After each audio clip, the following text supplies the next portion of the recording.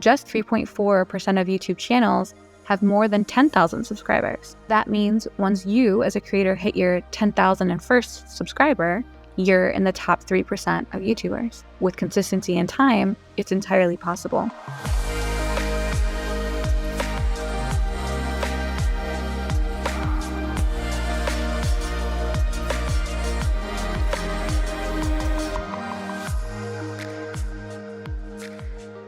Welcome back to On The Horizon. This is Melrose Michaels. I am your host, and I'm here to share what's worked for me in building my adult creator business to try to make building yours just a little bit easier. Let's get into today's episode. Who misses free and affordable ads without the anti-sex work rhetoric? Assembly 4 is a team of sex workers and technologists from Melbourne, Australia, aiming to bring back free and fair advertising to the sex work community. They also give back to organizations based in harm reduction, sex work, and education. Stepping away from the clunky design of traditional platforms, their platform, Tris.link, is a refreshing and well-needed change in both presentation and mission. It's free to join and open to all. In the words of an A4 user, from the policies to the language to the advice and tips, it makes such a big difference to feel supported and encouraged instead of policed. Hello, everyone. Thank you so much for joining me. Today's podcast is pretty special for me personally because I have been spending a large amount of time lately studying this concept. And I think it's an avenue that most creators haven't approached, and that is YouTube. So I know a lot of the CEO squad that's listening is immediately going to think YouTube doesn't allow explicit content. I'll probably get banned there, etc. And what I want to say before we get into this specific space is that I really want to reframe your approach to YouTube from being a sex worker or an adult creator to simply being a creator. Because ultimately, at the end of the day, that is what we are in our simplest form. And I think it's important to remember that.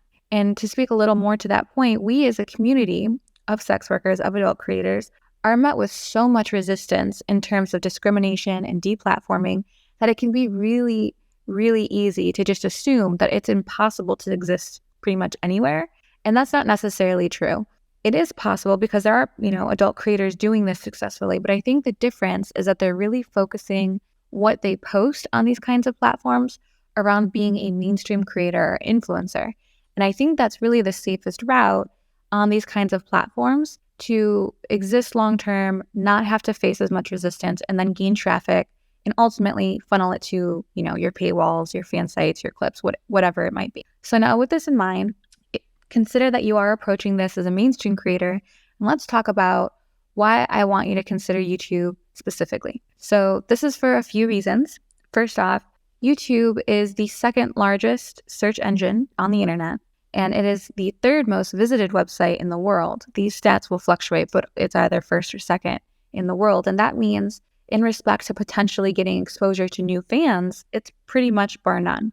So if that last point alone, it wasn't enough to interest you, the fact is that on YouTube, you can also upload content that is age restricted, or that you can check this box that says this content is not made for kids, which is another massively appealing factor, especially for a creator who might feel that there's more of a dilemma in terms of ethics and morality with using something like TikTok, which a lot of creators I know really feel, I guess, conflicting views on it because, you want the organic growth and the organic traffic from something like TikTok, but there's a flip side to that argument that says, this platform is really geared toward kids. So whatever side, I guess, of that coin that you feel strongly about, on YouTube specifically, you can genuinely age gate your content. So I think that this is another value add should you choose to do so, and if YouTube is right for your business. Now, finally, if you do YouTube right, that content alone can also be re-edited and reformatted into pretty much everything else. So, YouTube Shorts, Reels, TikToks, etc.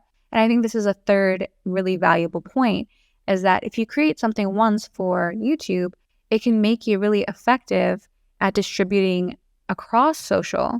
And then also you'll be optimized as far as your safe for work content goes, and having a flow and a distribution to keep you, active and engaged and consistent across every social platform.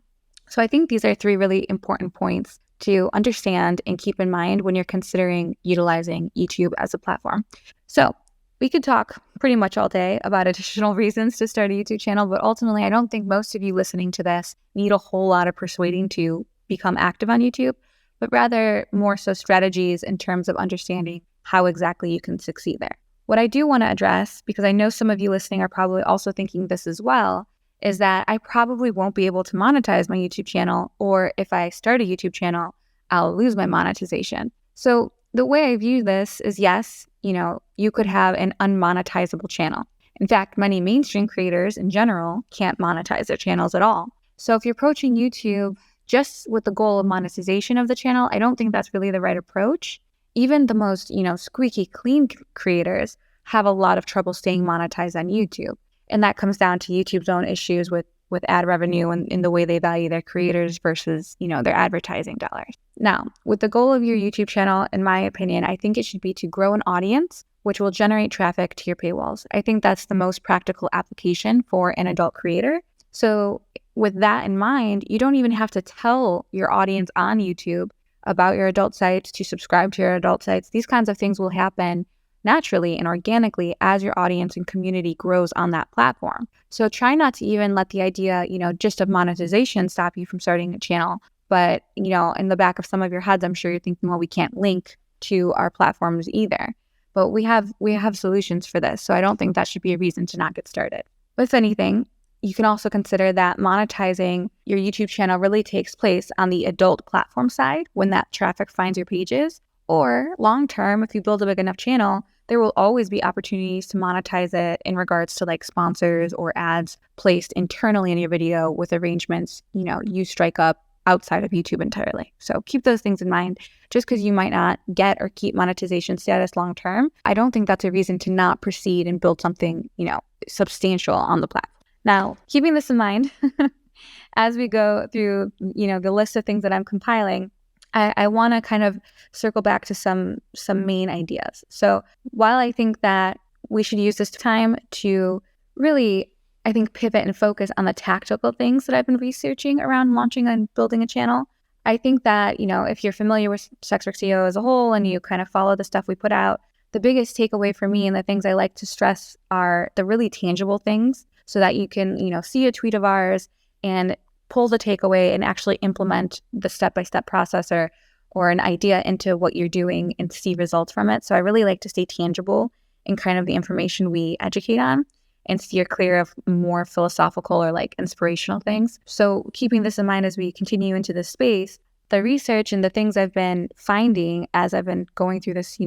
literal YouTube rabbit hole, everyone in my household is so tired of me talking and watching things about YouTube, is I want to kind of put a disclaimer on all of this, is that I haven't personally, expanded much between either of my companies, my Melrose brand or SWCEO, into the YouTube realm yet. In a like I'm actively posting weekly videos to a channel or anything like that. So as far as my Melrose Michaels YouTube channel goes, when I launched that, it was with this reality show type of series called Shameless in the South. And I basically made that as a way to highlight what it was like being an adult creator in the Bible Belt with some of my friends here locally. Beyond those 10 episodes that I shot with, that group of people and put on YouTube, that channel still presently only sits at like 500 plus subscribers. And I think there's 17 total videos, including the YouTube shorts that I made to support, those episodes. So that channel's tiny. It's nothing to write home about. On the other hand, SWCEO as a YouTube channel has a little bit more activity, 3,500 plus subscribers, mostly you lovely creators listening to the podcast. And it hosts about 239 videos between courses, past podcasts, and shorts. So even that channel isn't very impressive in size. And I'll even say that most of that channel has been built extremely blind as to any actual practical strategies that I should have had in place. So the stuff that I want to expose you guys to listening here today are really the things I'm going to be actively working on and implementing with my two channels. And you're kind of going to get to go through that process with me in real time if you follow our stuff here on SWCEO. So I mentioned this because in the next coming year, that's going to be a main focus of mine for both businesses, is to be shifting this, YouTube piece and making it a priority of the businesses. And so for the first time, you guys can actually watch me build these platforms in real time and have me report back to you on real insights that I'm, personally experiencing as these things are happening. So it'll be a really unique way compared to the stuff we've done so far, like educational wise, because up to this point, everything has already been experienced, has already been tested, already been documented, and I'm just kind of sharing it. So this will be a more real-time exposure to education than we've done prior. So I do want to put that disclaimer on things. Now, with that all in mind, let's take a look at some of the hard data, because you guys know I love data, about YouTube channels and creators as a whole. So just 10% of popular YouTube channels with over 250,000 subscribers are responsible for 70% of all videos posted to YouTube. So 10% of the channels are responsible for 70% of the videos. So that really speaks to things like consistency and continuity and activity. Another data point is that on YouTube, a few successful and consistent channels dominate the platform. So in fact, the videos posted by that same 10% of large channels also receive an average of 79% of all views, which makes sense. You know, if 10% of people are creating 70% of all content, you would expect that those 10% of channels are getting 70% or more of all views. So that all checks out, right? Nothing crazy there. Now, over 84% of YouTube channels have less than 1,000 subscribers. Let that sink in. Over 84% of YouTube channels have less than 1,000 subscribers. That means once you launch your channel and hit your 1,001st subscriber, you're pretty much in the top 16% of YouTubers on the platform. How crazy is that? It's a pretty low barrier of entry if you really frame it in that light. Now next, approximately 3.4% of YouTube channels have more than 10,000 subscribers. So that means once you as a creator hit your 10,001st subscriber, you're in the top 3% of YouTubers. So these stats are approximate considering, YouTube is gaining 500 plus video hours of content daily, and pretty much the site is forever changing. But this data specifically is sourced from outofthe925.com if you guys want to look up more of their stuff yourself. But hopefully that data is motivating you and inspiring you to at least stick with your new channel until you pass those milestones or thresholds, because they're massive successes. Getting to your 1,001st subscriber, huge, massive win. That means that you are in the top, 16% of YouTubers. Getting to your 10,001st subscriber, that puts you in the top 3% of YouTubers. So these are big goals, but ultimately attainable goals. And I think that when we look at YouTube as a whole, as a creator, especially as an adult creator who has all this additional resistance as far as social platforms go, putting it in that perspective really makes it seem attainable and possible, instead of looking at these huge creators with millions and millions of followers or subscribers and being like, how can I ever become that? The reality is, with consistency and time and just sticking it out so you get to these tiny benchmarks, it's entirely possible. And I really want that to be a takeaway for a lot of you guys listening. Otherwise, it can seem like this mountain that's just not climbable. Now, data points in mind, let's get into actual things I discovered in the 50 or so plus hours that I spent in the last 30 days dissecting the top YouTube channels, which included people like Mr. Beast, Marquise Brownlee, Ryan Trahan, Sniper Wolf, and a gazillion more. So the rest of the space I'm going to dedicate to 5 elements that I think are really required to build a successful YouTube channel. And these are things I will be implementing across our channels as well. So the 5 elements are: 1, being excellent storytelling; 2, strong hooks and intros; 3, strategic cuts and pacing; 4, being relatable to your audience. I'm sure that seems like an obvious one to most. And then 5, creating content that isn't about you, which is going to be so contrary to what I think most of us originally approach things with or would think would help a channel. But I'm going to explain that in depth here in a little bit. While some of those elements are going to surprise you, let's dive in and we'll get into them in detail. So first, excellent storytelling. The reality is that while most of you listening to this already have a really strong skill set in regards to how to film and produce content from like a logistical aspect, you know how to trim and split clips, add them together, insert transitions, fade to black, whatever it might be. Logistically, we as adult creators already know how to produce content in a very general way. But what a lot of us don't often have to do per our industry is focus on a lot of storytelling. So I'm sure a lot of you listening have heard at some point on the internet, that storytelling is a secret to success on social media. The people that succeed and really thrive on social are the best storytellers. Stories are just what people relate to. They trigger emotional responses and they make people really invested in the outcomes or conclusions of things. So that brings us to the real question, which is, how do you tell a good story? Each story or each YouTube video, as you can honestly swap out the word story for video from here on out, that you're going to make, you should have a few things in place to make that story really compelling. At the simplest version of a story, you're going to have a setup, a conflict, and a resolution. The setup should outline the purpose of the context of the story or video. The conflict should communicate the stakes or the problem or challenge that you're trying to overcome in the story or video. And finally, the resolution or the climax should leave the reader or the viewer with some sort of closure or an outcome to the story or video. So this is a general story arc, and it's always going to have essentially a beginning, a middle, and an end. If you really want to dig even deeper into storytelling, although I will say the things I've mentioned already above, just that simple outline of having a setup, a conflict, and a resolution, once you've mastered that piece alone will get you pretty good videos as far as storytelling goes. Now, if you really want to dig deep into storytelling, keep in mind there are many ways to tell a compelling story, but one that I'm really partial to personally, and the storytelling, style that I'm really kind of obsessing over right now, is this idea called a Harmon circle approach to storytelling. So the Harmon circle is outlined as follows. 1, you need a character, or you need to be the character, and you're in a zone of comfort. We're going to explain this in a little bit. 2, there needs to be a need. The character needs to want something. 3, you need to go. The character needs to go into an unfamiliar situation. This can be framed as like going on a mission or going on an adventure, going somewhere, doing something. 4, the character needs to search. You need to search for something. 5, they need to get what they wanted. They need to find what they were searching for, whether that is in a positive light or a disappointing light. Just something needs to be discovered or found. That's 5. 6 is to take. You need to take the thing you were searching for that you found, whether it was positive or negative. You need to pay either a price for it, a sacrifice around attaining it, or change or grow for it. So in exchange for taking the thing, you had growth take place. 7, the character returns. They return from their unfamiliar situation, the mission or adventure, back to where they started, their zone of comfort. And then finally, 8 would be change. The character, the subject, will have to have changed or transformed in some way. So to summarize this in a more, simple terms, easier to remember, is essentially the idea of the story is that you or a character go searching for something, find it, take it, return back to where you began, having changed or experienced some sort of growth or experience.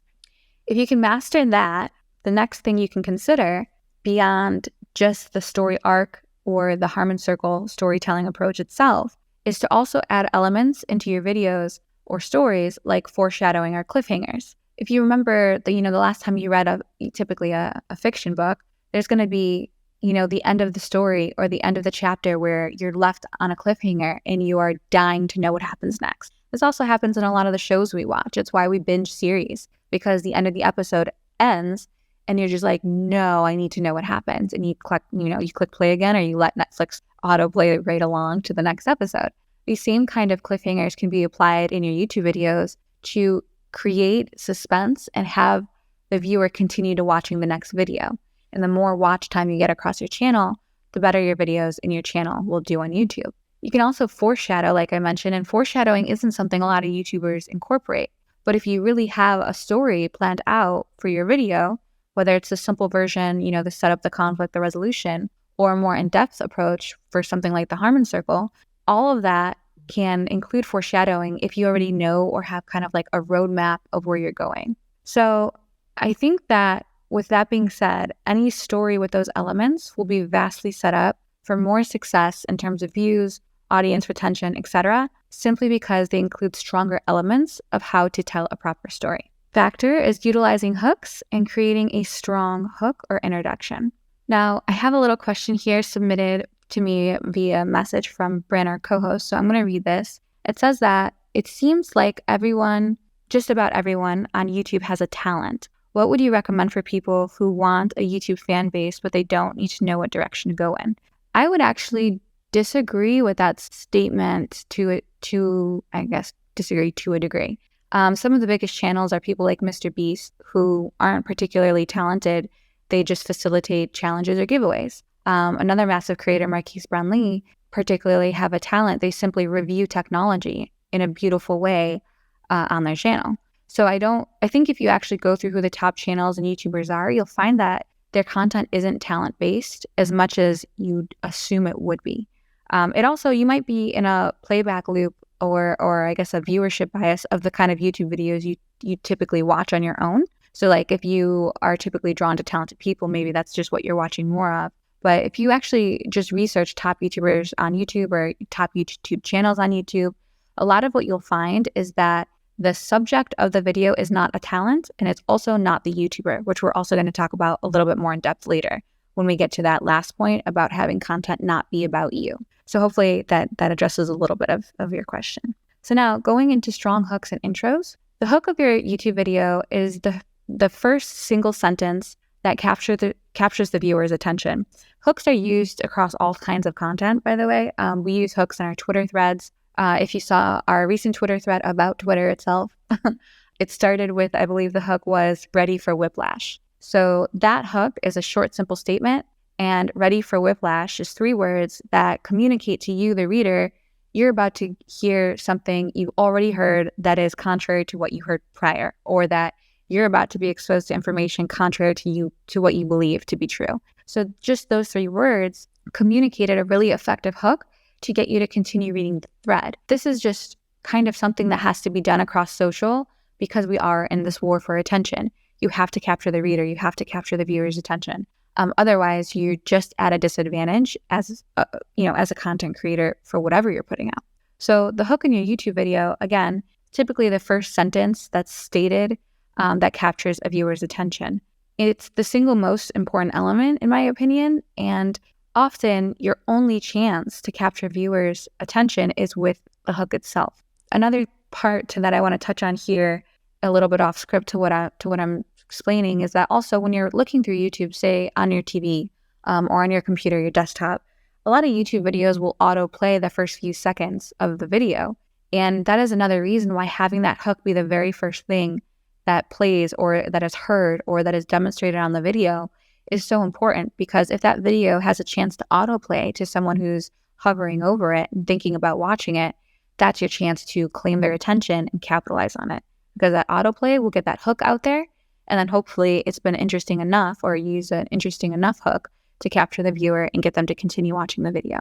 So with that being said, for the few of you on here that maybe are less familiar with hooks, I pulled some examples of what hooks could be used in a YouTube channel, and I'm going to read through those now. I will also put a disclaimer on this. If you are a creator writing, things on Twitter or blogs, or, you're in need of hooks for Reels or TikToks or YouTube videos, what you can always do is head over to ChatGPT and ask it to write your hooks for you. All of the hooks I'm about to read to you are hooks ChatGPT pulled up. So just keep that in mind. That's a pro tip that will save you a lot of time and effort. So some of the hooks could be, you won't believe what I found today on X adventure. That's a hook. Are you tired of X thing? Here's how to solve it. That's a hook. Exclusive behind the scenes look at X that you won't see anywhere else. The truth about X topic, brace yourself. Discover the secret to X outcome with this simple trick. My biggest successes or failures revealed. Here's what I learned. 10 things you didn't know about X. That one should sound familiar because there are entire channels dedicated to 10 things or 10 places or 10 ways or, these kind of numbered countdown things. They're very effective. That's why there's so many channels that use them. My, insert family member, friend, pet, surprised me with the most incredible X thing, whether that be a gift or a prize or what have you. I tried trendy or unusual activity for a week, and here's what happened. You won't believe what I ate on my trip to insert foreign city, place, etc. You'll notice that these hooks in their examples are geared at communicating what the video will be about, hooking the viewer with the expectation of what they will learn or see once they finish watching it, and some of them even add the suggestion that it's likely not what you're expecting in some of these cases. So the first sentence needs to be very short, very clear, and it should convey all of the information we just mentioned in the most optimized and effective way possible. The biggest thing you can do to lose your audience in a hook is drag it out or use big words or any of those kinds of things. You need to use the simplest words, the shortest phrase possible, with the most impact it can possibly have. And also something good to keep in mind too, as far as hooks go, especially if you're someone or, an adult creator that relies heavily on writing. Maybe you have a blog, or maybe you do writing on your paywalls or whatever it might be. it's good to also keep in mind that majority of readers on a global scale don't read beyond an 8th grade reading level. So really using language that's going to be communicated effectively to an audience, knowing that most people don't read above an 8th grade reading level, is a good thing to consider when you are writing your hooks or, writing your Twitter threads or whatever you're going to go out and venture to do. So keep that in mind as well. It's kind of like a pro tip off to the side. Now, all of that with your hook considered, the next part of your video is going to be the intro. So the hook is obviously a part of your intro, but it's more than just the hook. So when you outline your introduction as a whole, the hook is simply the first element in that entire equation. So the outline of what your intro should look like or should include would be first the hook, 2, communicate who you are either by showing or telling your viewer, again, as few words as possible. And then 3 would be setting the remaining context for the video or whatever stakes are to come. So when I say the hook, we know what that is. When we say communicate who you are by showing or telling, this can be done like on SWCEO. I tried to accomplish this by you roll the intro to SWCEO. It shows you some of the press we've gotten. It shows you me at speaking, engagements and things. It shows you me behind a laptop. It shows me working. It communicates kind of an authority on a topic without having to explain, I have a decade in the industry. I launched this many companies. I make this much a month off my platform. I don't have to tell you those things because I can show you visually and try to get the same point or I guess idea communicated visually. So you can, whenever you have the opportunity to show something to communicate versus tell, that's going to be really effective on a platform like YouTube. So communicating who you are in either as little words or by showing the audience. And then 3, set the remaining context for the video or the stakes. So that really gives you the opportunity to start filling any other information the viewer is going to need before jumping into whatever you promised them when you hooked them in. So once you've mastered the hook and you've grabbed the viewer's attention, you have about 10 to 15 seconds max to communicate the rest, the who you are, what the subject of the video is, any remaining context of that video. So if you're looking on YouTube for the best example of a hook, in my opinion, the best examples of hooks and intros are from Mr. Beast. He's one of the biggest YouTubers on the platform. He's really mastered this part of his videos, and we'll use him in a future examples as the space continues. But usually in 1 to 2 sentences, he conveys all of this information in as few words as possible and also in a very simple to understand way. And within those 10 seconds of that video or so, he's already jumping into the body of the video beyond the intro, beyond the hook, and he begins delivering on what the hook had promised the viewer. So the faster you can start delivering on what your hook promises at the beginning of the video, the more viewer attention you're going to have and retain. So this brings me to just a major mistake many new YouTubers make, myself included. I'm actively making this mistake currently on both SWCEO's channel and my Melrose Michaels videos. And that mistake is by having like a 10 to 30 second introduction play at the video, the beginning of your videos for each video. So that beautifully crafted introduction, while it might be really well produced and just beautiful, and you might be really proud of it because you worked really hard on it, it's ultimately really repetitive. And it also delays the time for your audience from getting to the hook of the video, to the body of the video, and delivering to them on the hook that you promised. So it's really the highest point where viewers will get bored and click off of your video, which is exactly the opposite of what you want as a YouTube creator. Is while many creatives are gonna, love a beautifully crafted introduction, myself included, it's not actually helping your content or your channel. So this is a major thing I'm personally going to be changing on my future content as well. My ego aside, the data is there, and it tells you that having an intro that's 5, 10, 30 seconds long, that's repetitive across each video, each episode, each whatever, it actually doesn't do you good for your channel. It actually hurts it. If you're enjoying this podcast episode so far, please take one moment to share it with another one of your adult content creator friends, because you know what the rule is here. We do not gatekeep, and we want to make as many adult creators' businesses as easy as possible. And you sharing this episode with them might do exactly that. Thanks so much in advance. Now let's get back to it. I do have another question here from Bree that someone submitted, and it says, what about for shy models or more of introverted models? How could we approach this being YouTube? I think that's a great question. And I think that a lot of why creators don't start YouTube is that fear of like, I don't want to have to talk on camera. I don't know what I talk about. It's a lot of this like overwhelm, right from the get-go. And I totally get that. But even if you started your channel with something as simple as reading, DMs from fans, that's something I've seen a lot of creators do. That was originally, kind of a trend we saw in mainstream, like reading mean tweets was a big trend on late night talk shows that went viral and things of that nature. So you can do a lot on a YouTube channel that doesn't necessarily mean coming up with this big idea or this big story. It just has to have a beginning, a middle, and end, or follow a story kind of structure into how you frame it. So maybe you start with, today I woke up and here are the top 3 messages I found in my DMs from fans. Let's get into it. Boom, you set up the context of the story, you had a hook, and now you're getting it. And then you're reading the messages from fans. Maybe you're replying to the fan publicly in a YouTube video while keeping, their DM anonymous. Obviously, you're only going to choose DMs that would be useful or acceptable on YouTube. You're not going to read some like super X-rated thing. But you can simplify your approach to YouTube in that way. And there's also a lot of successful YouTube creators or YouTube channels that are entirely faceless. So that's kind of a different lane entirely. I don't think that use would serve the adult creator purpose that I'm trying to speak to about like building an audience, funneling that audience over to your paywalls because you've grown it on YouTube. But it is possible. So keep that in mind. If you do want to approach YouTube, and maybe not for this use case that we're discussing here, there are other ways to do it. And we can probably have future spaces to cover kind of those alternative ways more in general. So I hope that sort of answers. And then in general, if you just are kind of concerned about being shy, I also think a lot of that really falls off the more you do something. The first time you do something's always going to be scary. And the more you do it, the less scary it gets over time. Keep that in mind as well. The more practice and repetition, the better you're going to get regardless. Now, this next part of this podcast focuses on strategic cuts and pacing.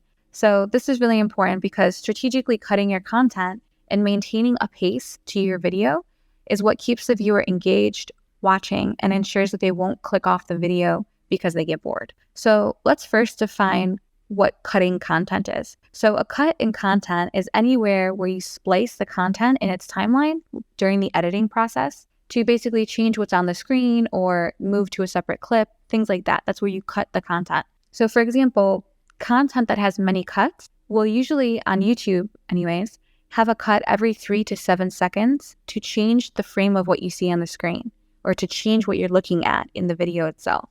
Typically, this is done to keep viewers watching the content.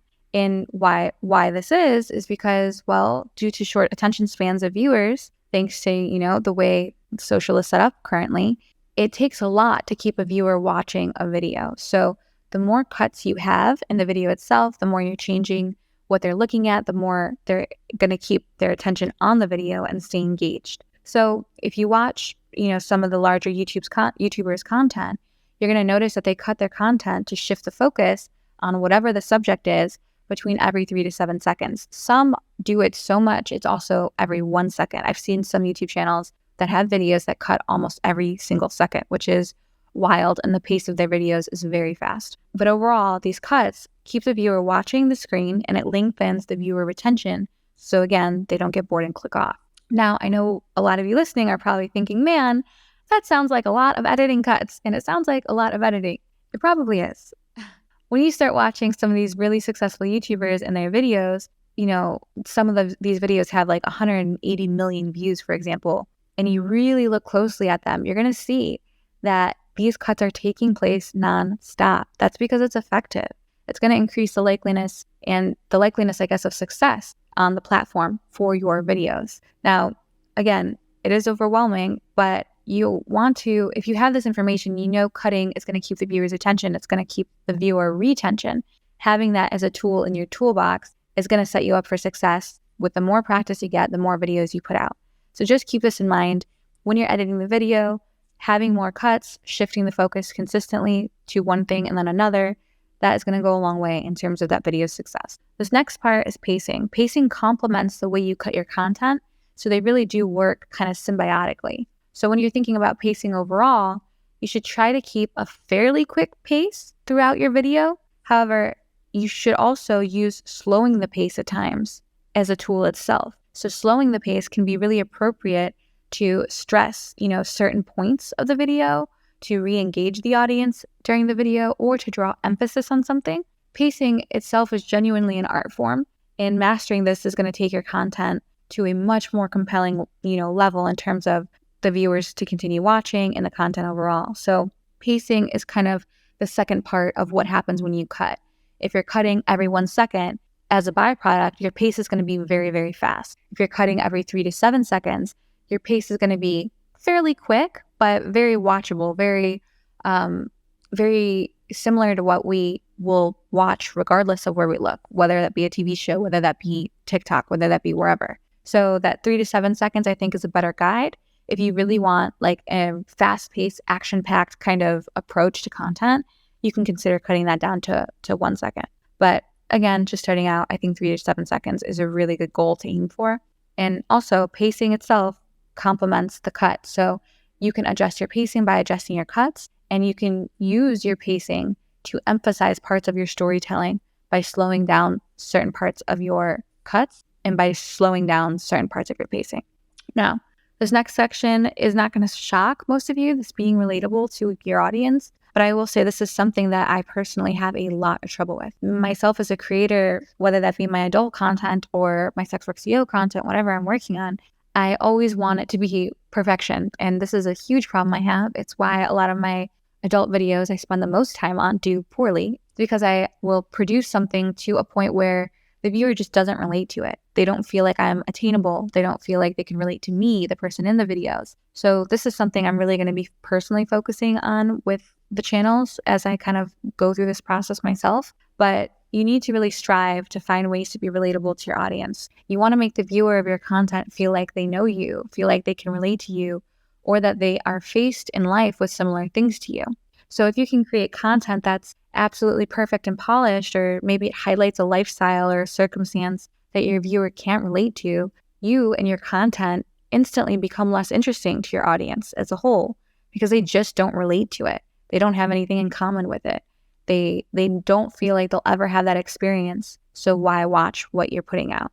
Now, luckily for, you listening, but mostly for me who struggles with this, some relatability in terms of content can be manufactured. So there's a little part of that formula that you can actually kind of fake it till you make it.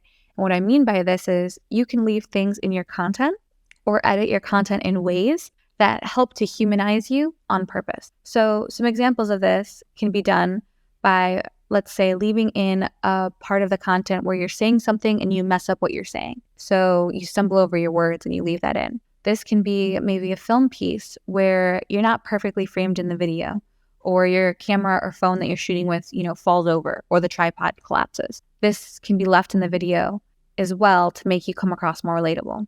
You can also leave in the sections of the video where you actually go and hit the record button. This kind of, without saying, but shows the audience that you're just a person. You're just a person with a camera, click and record, and going about your storyline or your video, whatever it might be. Things like this can really work to humanize you to the audience and also remind them that you're more alike than you actually are different. So that alone is going to drive a lot more people to click subscribe because they feel more connected to you, the creator themselves. We have another question coming in. What are some other ideas for YouTube videos that we can make as adult creators? She mentioned reading the comments, but what are other things we can do? So the ideas themselves, this is a tricky thing because I want to encourage, creativity and authenticity to whatever extent anyone is, I guess, really original these days, because we're all just coming up with things that have likely been done before, whether we know it or not. But what I'll suggest is that there are a lot of big adult creators already on YouTube. I guess I shouldn't say a lot. There's like 5 to 10 that come to mind to me right off the bat. And you can look up what stuff they're doing. And I actually talk a little bit about that later in the podcast. So I'm going to leave that kind of open-ended for now. But off the top of my head, and you can also, again, ask ChatGPT for ideas of videos you can create for YouTube. It'll give you a massive list. And they don't have to be related to adult. I think that's where a lot of adult creators get stuck, is we always think in things in context of as an adult creator. And that's why I really wanted to emphasize at the beginning of the space to just think of yourself as a creator, because it really will remove so many of those restraints we put on ourselves mentally. And almost like, and I'm speaking for myself here, I will pigeonhole myself as an adult creator. And when I think of myself in that box, all the other things I could be doing, I no longer have access to because I've put myself in this box of adult creator versus creator. You could have mukbangs on YouTube. You could start an ASMR channel on YouTube. You could read DMs from fans on YouTube. You could do a fitness channel on YouTube. And all of these things I'm gonna get into still here later in the space, but those are just some examples. And we can also, again, do maybe like a Twitter thread here in the upcoming week on additional examples. But those are some that you can get started with. And also making sure, what you're starting is something you can finish. These channels don't get built overnight. This is a long-term endeavor. You should be passionate about the thing you're going to create around or the stories that you want to be telling. So keep that in mind as well. But because we do go over this a little bit later, I'm going to continue the space because I think some of this will still get answered even further on in this podcast. So this is the last part of the elements that I want to talk about. And I think it's the most surprising. So this piece is creating content that isn't about you. And I think this is the part of my research about YouTube that I found the most surprising and the most counterintuitive. What really has to be considered here is the vast size of YouTube users base, like the base of users on YouTube. And the reality is that most viewers on YouTube are likely going to have no idea who you are. So with the exception of someone really famous like a Riley Reid or Alana Rhodes or something like that, most people on YouTube in this audience, the second or third most trafficked website in the world, millions and millions of people, they're just not going to know who you are. They're not going to know who I am. They're not going to know who most people are because they're just not. We're just not at that extent. We're not celebrity status, right? For the majority of us here today, myself included, because people aren't going to know who we are, you alone as a creator aren't going to come off as a very interesting subject.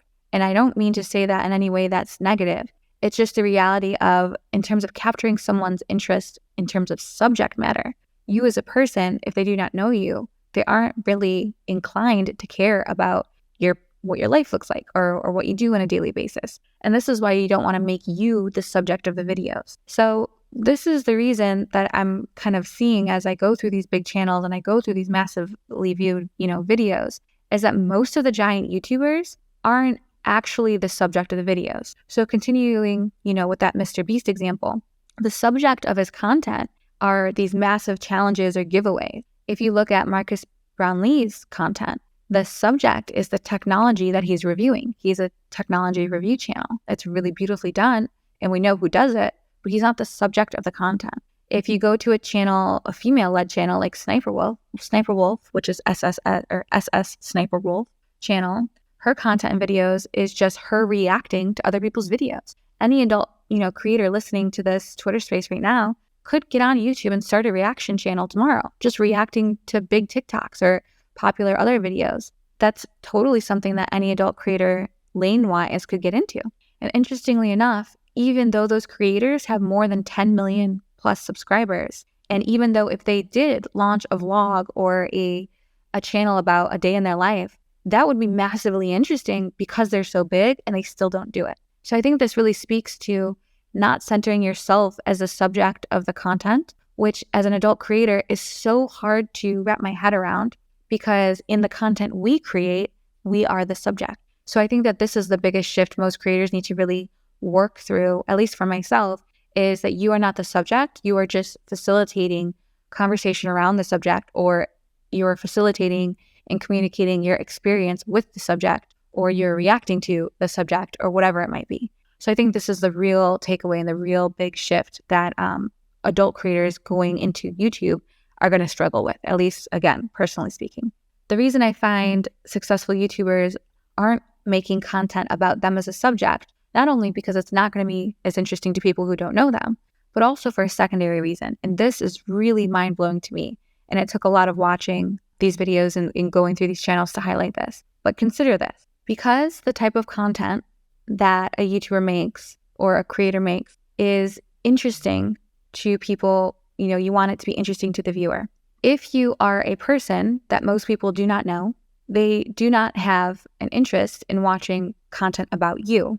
However, if you make content about things instead of about you, automatically anyone can watch that content. So where this gets interesting is here. Why is this important? Because if your content has a high likelihood of being interesting to watch for people who have no idea who you are, that means that your content will always attract new subscribers. Again, because those people have no idea who you are. Whereas the inverse, content that focuses solely on you as the subject, is only really catering to fans who already know who you are or have an interest in you, aka people already subscribe to you. So this is a blaring mistake tons of creators are making on YouTube because they're not making content that caters to new audiences, constantly gaining new people who have no idea who they are. Instead, they're making content geared towards people who already know who they are and isn't interesting to people who have no idea who they are, aka potential new subscribers. So I thought that that was really the biggest, highlight for me in all the stuff I've been looking at, is that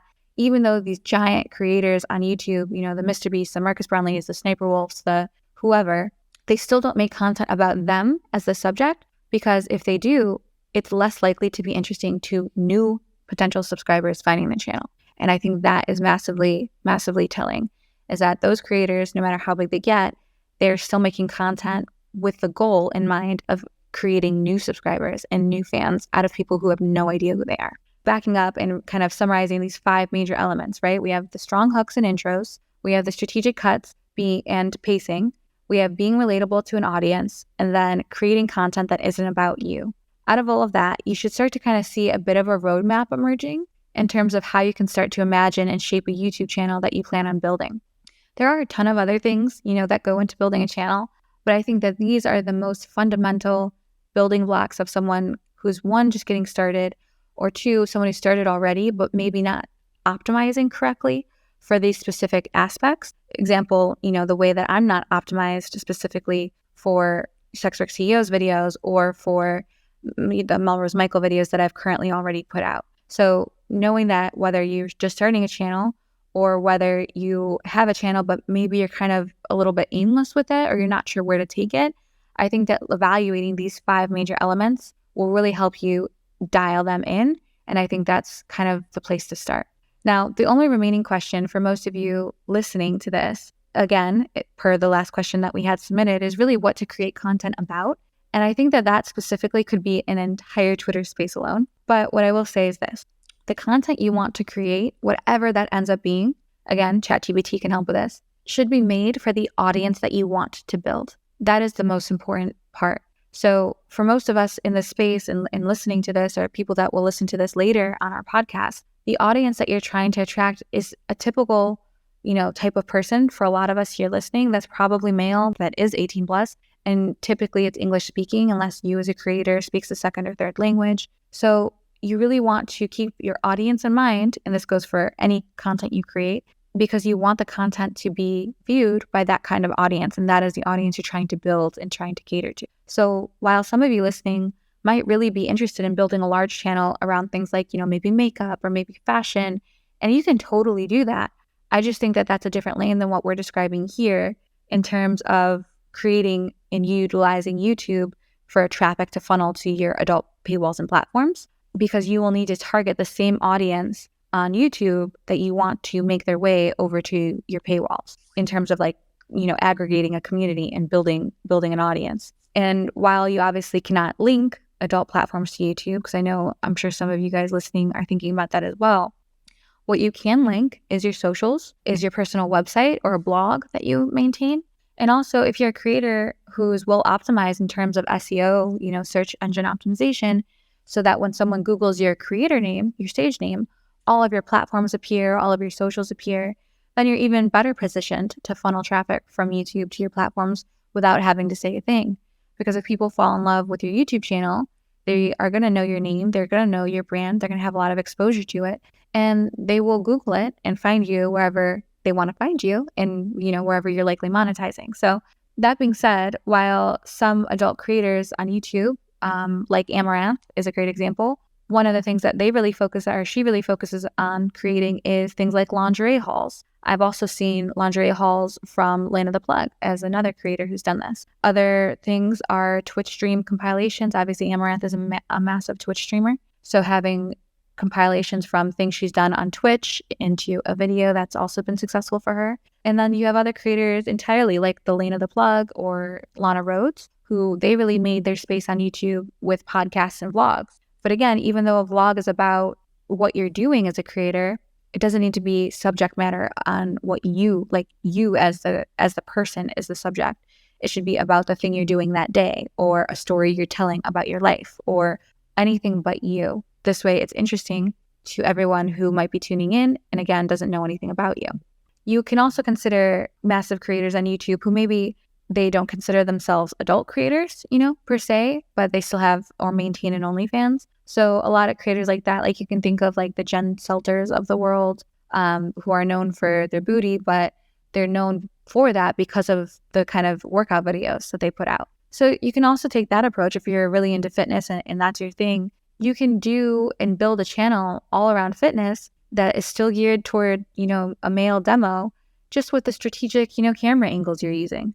So however you do it, as long as you're doing it intentionally with the viewer and that audience that you want to build in mind, and really create and craft content around attracting that kind of viewer and audience, you stand to be really successful in terms of, getting that channel built. So hopefully this gives everyone listening just a bit more to think about, I guess, in terms of planning their YouTube channel, optimizing it, and then, of course, getting it off the ground.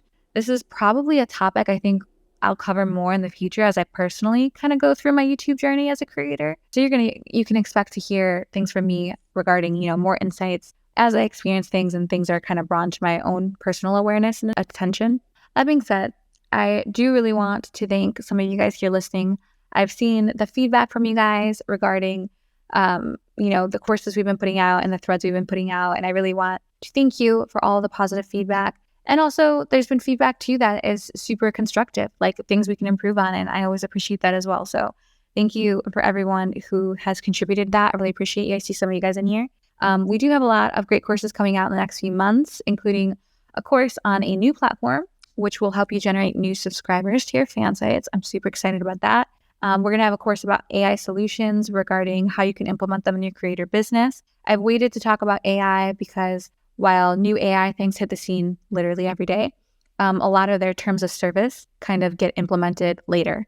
And I want to make sure that the programs and softwares I'm speaking to can actually be used for our use cases. So I have held off on talking about that, but that is coming as well. And then also a course on how you can kind of track your free trial fans. So the fans you acquire for free who don't pay to get access to your paywalls, but a way that you can monetize them and see how you've monetized them as well. So I think that course is really interesting, being able to see kind of what you've earned off of fans that have paid nothing to get to your paywalls and how much they're actually spending per user. That is a massively useful tool for creators. So I'm really excited to talk about that as well. So again, if you're not subscribed to our YouTube channel, please do. It is youtube.com/SWCEO. And of course, turn on your notifications by hitting that bell when you get there so that you never miss a new video. Lastly, most importantly, I really want to emphasize that all the information we put out here on SWCEO is free, because I do believe in this idea that the more financially successful creators are, the more resources we as a community are going to have to do powerful things like lobby Congress, impact policy, organize, and more. So if you also value that mission and that message, please, and you've learned, anything here today or from our tweets or the educational stuff we've put out, consider sharing it on your own socials, on your own timelines, so that you can help make the journey of becoming a successful adult creator simpler for your creator friends. Our only ask is that you retweet and share our stuff to as many people as humanly possible, because that is how many people we want to touch and help. This is going to bring us to the end of this podcast. We will have another coming next week, a macro and micro approach to content creation, both for the safe for work, mainstream social content, as well as the not safe for work, adult content. So basically, I want to use next week's podcast to talk tactically about how to optimize creating content itself, distributing it across both social and adult platforms effectively, and kind of what that outline looks like in an optimized way so that you can put it into practice yourself. So if you had a daily to-do list of do XYZ thing and, post it XYZ places, that's kind of what I want next week's space to focus on, because that's kind of one of the questions I personally get asked in my Melrose Michaels DMs, as well as the SWCEO DMs. I'm going to wrap this up. Thank you so much for tuning in, CEO Squad. And I will see you all next week. It would be absolutely incredible If you rated this podcast 5 stars and left a little review, we want to get this podcast to as many adult creators as possible, and you taking a second to leave a couple stars and a review really helps us do that. Hope you enjoyed. Thanks, guys. Who misses free and affordable ads without the anti-sex work rhetoric? Assembly 4 is a team of sex workers and technologists from Melbourne, Australia, aiming to bring back free and fair advertising to the sex work community. They also give back to organizations based in harm reduction, sex work, and education. Stepping away from the clunky design of traditional platforms, their platform, Tris.link, is a refreshing and well-needed change in both presentation and mission. It's free to join and open to all. In the words of an A4 user, from the policies to the language to the advice and tips, it makes such a big difference to feel supported and encouraged instead of policed.